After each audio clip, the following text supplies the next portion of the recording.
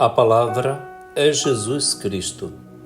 Quarta-feira, na quinta semana da Quaresma, 9 de abril de 2025. Oremos. Ó Deus de misericórdia, iluminai nossos corações, purificados pela penitência, e ouvi com paternal bondade aqueles a quem dais o afeto filial.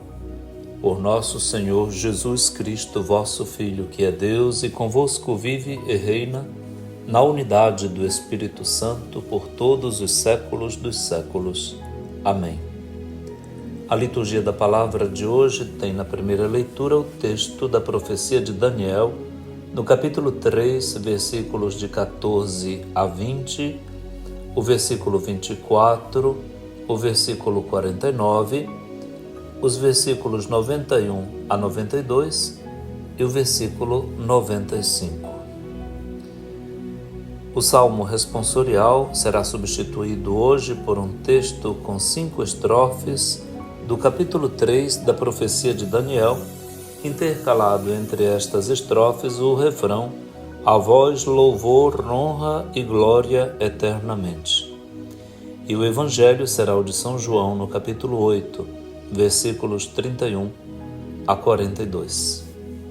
Temos na primeira leitura o relato do desafio que Nabucodonosor, rei da Babilônia, lançou a 3 jovens judeus hebreus.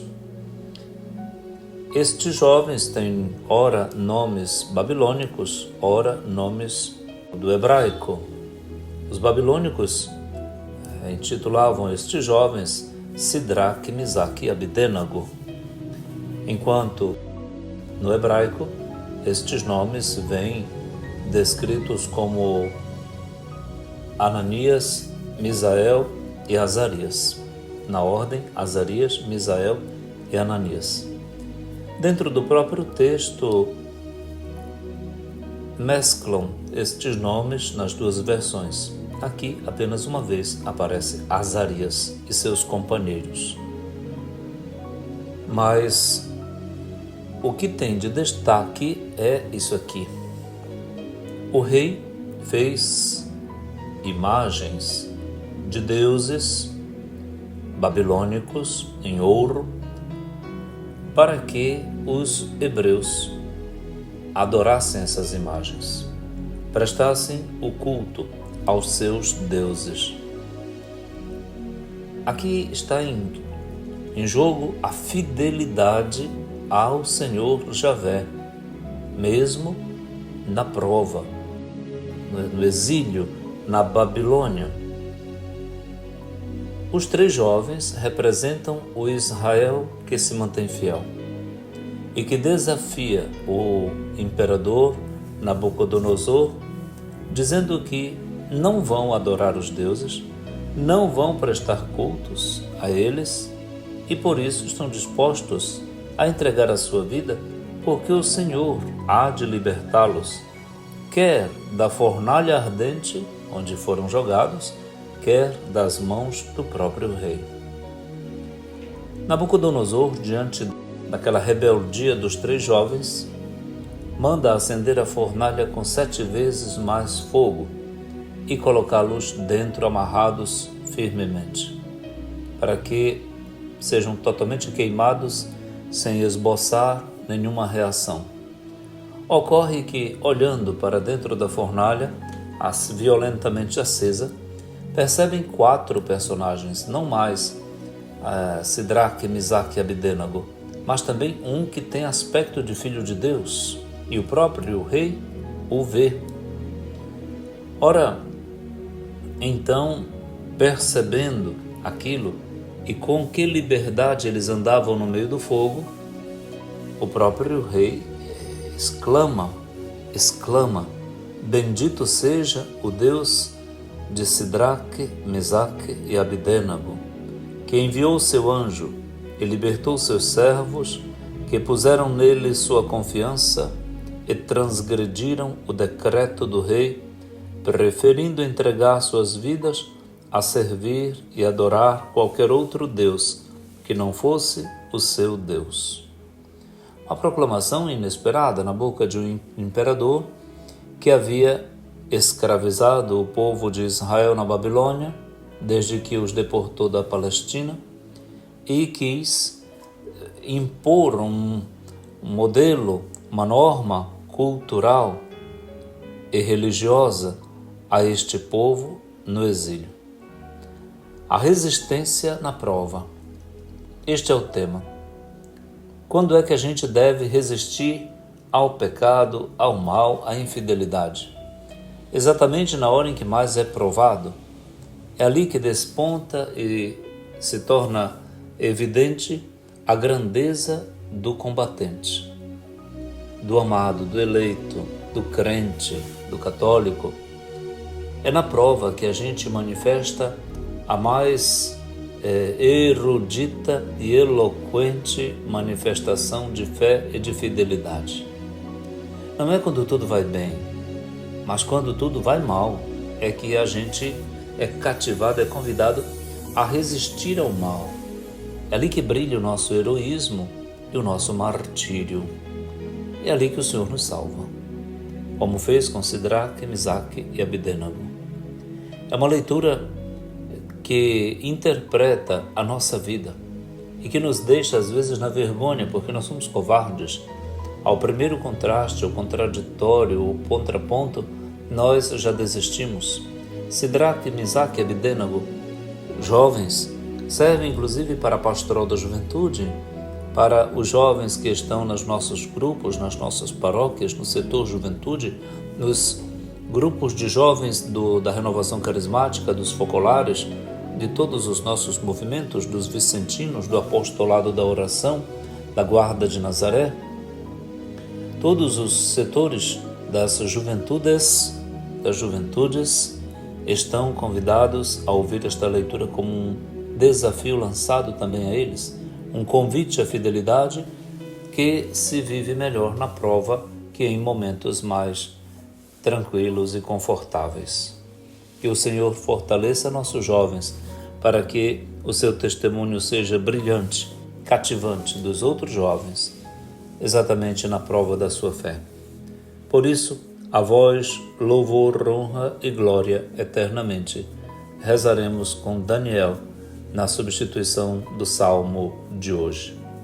No Evangelho, Jesus acirra a contenda entre si e os seus oponentes, que são os judeus, fariseus, mestres da lei.